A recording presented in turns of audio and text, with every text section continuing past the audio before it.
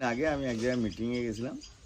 ওখান থেকে একজন আমার পুরনো বিজেপি কার্যকর্তা সে আমাকে ফোন করলো, দাদা আপনি কি আমাদের এলাকায় মিটিংয়ে আসছিলেন?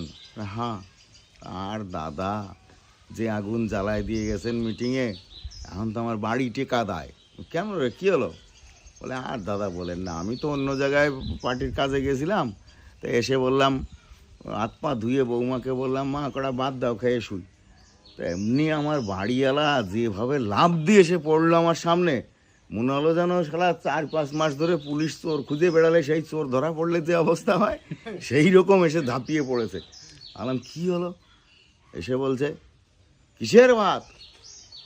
চালের ভাত। কার চাল? রেশনের চালের ভাত।